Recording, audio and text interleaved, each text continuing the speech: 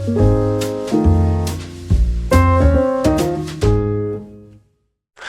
guys, welcome to another video. In today's tutorial, we're going to introduce a very interesting topic.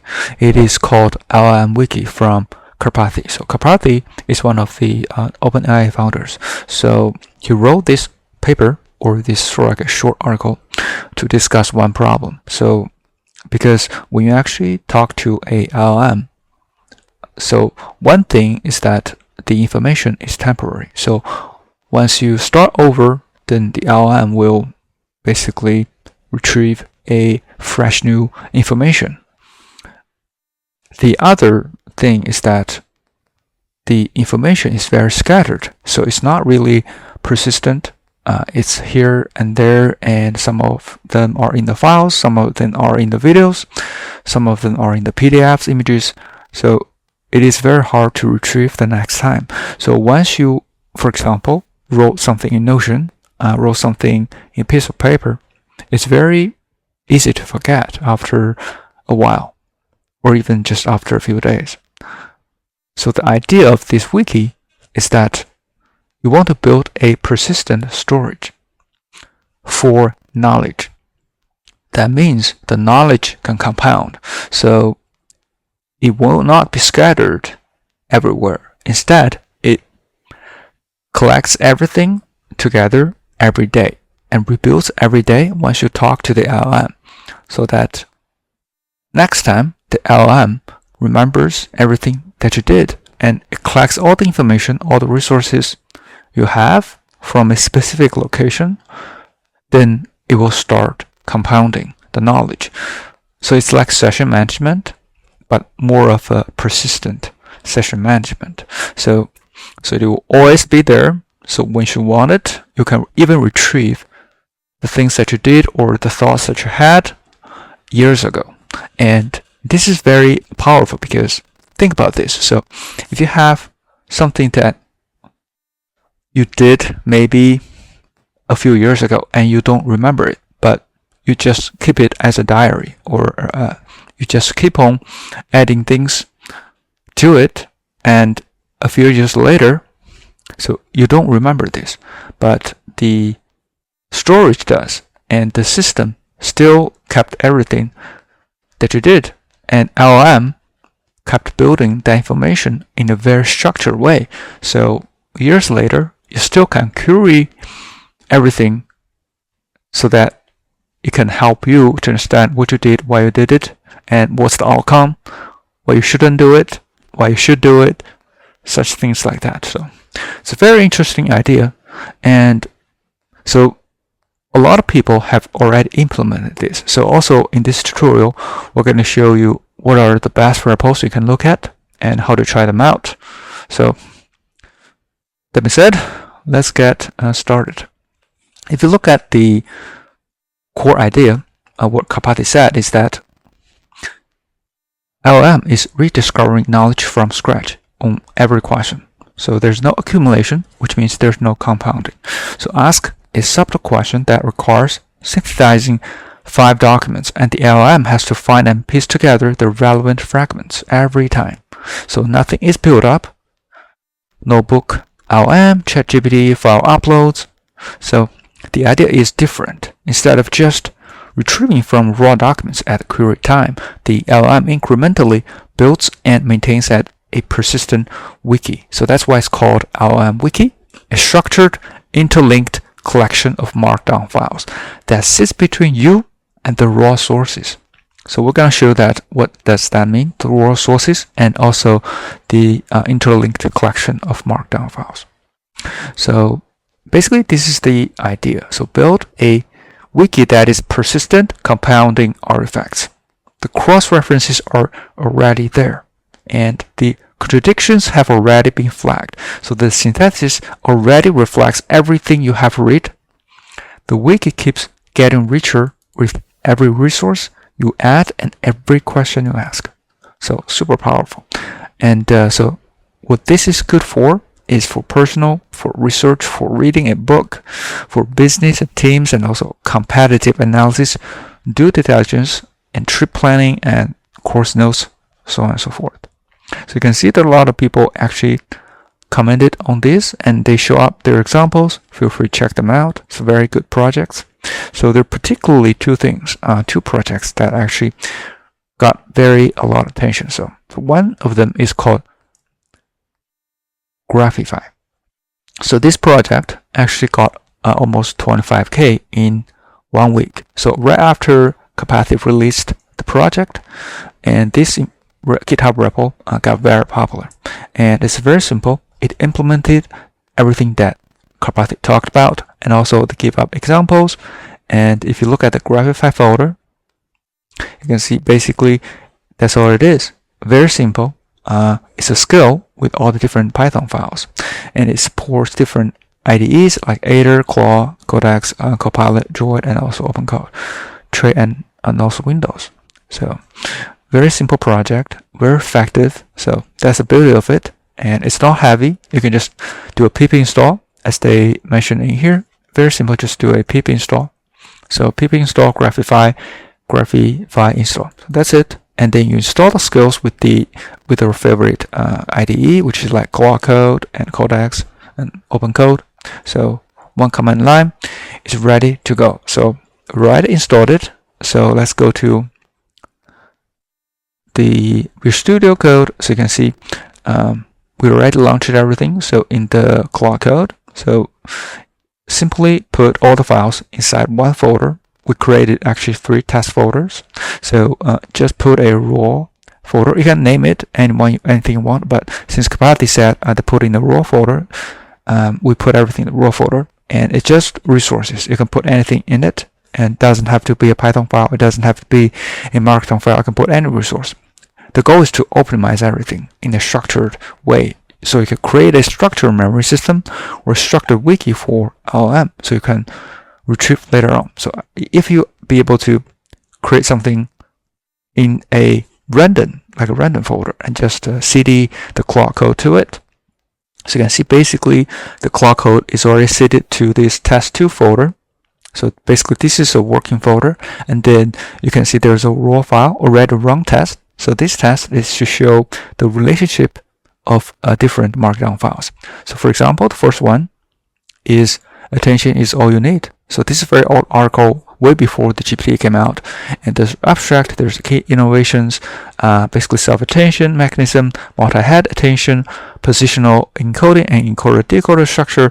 So basically this is an article, and someone wrote it, and long time ago. And BERT explained. So this basically explained the BERT, the bidirectional context, mask length remodeling, next sentence prediction, and fine-tuning, or for downstream tasks. So there's another one, which is the scaled dot product attention. So basically this is explained what is the dot product attention. And from the paper, we call our particular attention scaled dot product attention. There's an architecture board. So this can be an image or PDF or videos, but this, to make it simple, we just put a txt file. So it just basically says the nodes on the famous transformer diagram, so architecture diagram. The left is a encoder stack, the right side is a decoder stack. The multi-head attention is in both. And basically this is architecture, so like architecture image. And when you run this Graphify to this folder, so for example, you run the command. Basically, first we'll build a folder Graphify out. So you just run this graphify.raw. So because we're actually in the test2 folder, you have to point where to run this command, run this skill. So we put all the files in the raw folder, so you run that in the raw folder. So you can see the skill is loaded. It's called Graphify, and they basically first have to install basically the Python files you just saw, and after that, you're basically starting to build this folder, which is Graphify out. So in this folder, the output folder, there's a couple of files that are very important. Actually, all the files are important, but because we're actually using the open source LLM, so this cost.json is not relevant, so it's probably just all zeros. And for the manifest, it basically just tell you all the raw files. So the important 3 files are graph report, graph.html, and graph.json.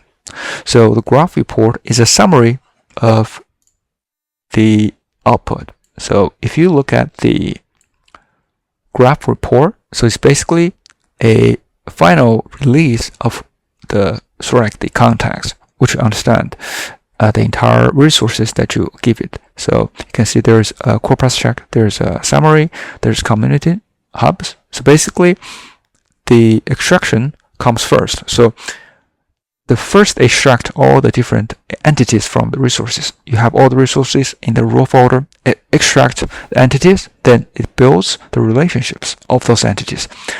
And lastly, it will form the communities. For example, there are different communities. The first community is the architecture, which is probably the transformer architecture file.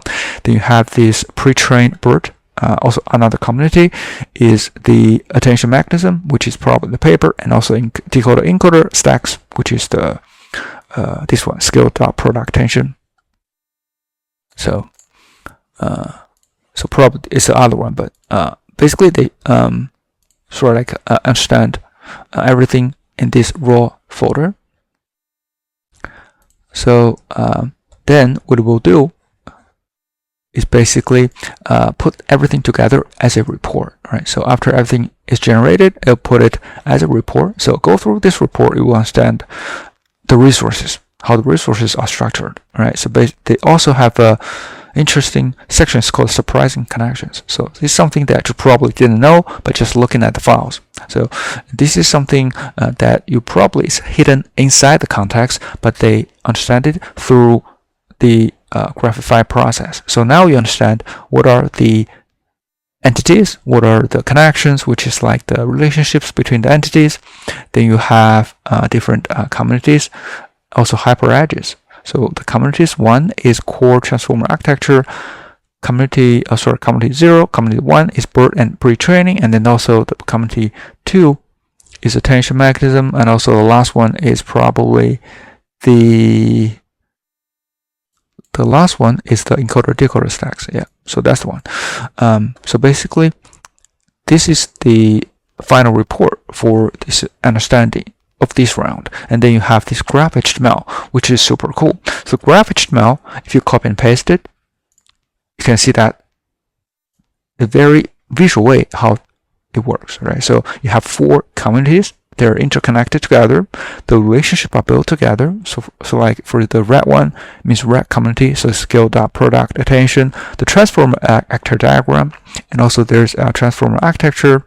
And this last one is basically the BERT one, the BERT pre-training of deep bidirectional transformers. So it's very clear for all the different entities, the communities, and also the relations between different communities. Very clear. So nice graph, nice visual, and it just takes a few minutes to generate everything.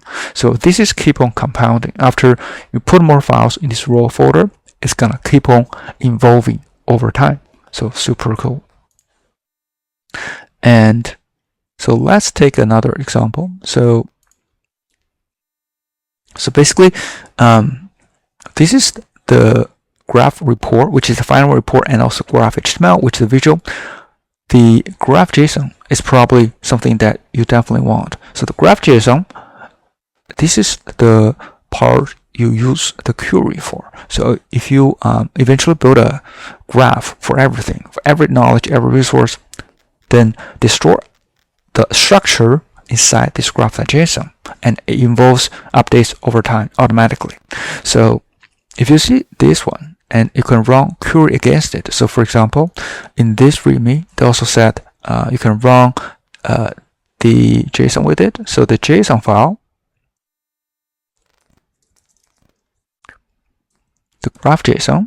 So we can just loop through the wiki. So you can see there's a graph query and show the auth flow. And basically they put in the graph. This is the JSON that represents that graph. So you can just do the graph query to run the query, ask questions against this graph, which is what built over time. So that's how it works. In this repo, they also provide a lot of examples you can try out. So the first one probably shouldn't go to the worked. So this is also kind of similar to what Karpathy talked about in his wiki LLM article. So you can just go to this example. So you can try this example, which is a reproducible example, and then there's a lot of the coder files, and you can just run the graphify.raw for this folder. Then you should be able to generate something that you just saw. So it's very simple, but it's very effective. And so there are other examples in the work, and there's HTTP-X, there's Karpathy repos, there's mixed corpus. So there's a lot of things you can try, but I follow the same structure: a raw folder with raw resources and also the other documentations here. So it's very nice. It supports different ADEs just by simply install which platform you want. And so last but not least, if you want to try a more heavier version, so this is very simple. Graphify is a very simple version, very light, very effective. But if you want to try another version, which is heavier but more complicated version, so in the comment you can search for something called Call Agent. So this guy actually created a project called Call Agent, which got almost like 40k stars. That's a heavier solution, and you can see there's a lot of people are actually downloaded that version. And so if you look at the installation, it's very easy. Also, so I think it's just one command line. So there's one command for Linux, and also one command line for Windows. So it's very simple. We can try that out, but we're not going to cover that in this wiki, in this video. So you can see basically it acts very similar to what we just saw as a markdown code version, and there's a document browsing. So they basically added a UI to it, and then they also come up with this visualization. Very nice. So, but it's heavier, so we're not going to cover that in this video. So, but that's it. Hopefully this is helpful, and if you do like this video, please subscribe, like, or comment. If you have any questions, thank you so much for supporting the channel, and see you in the next one.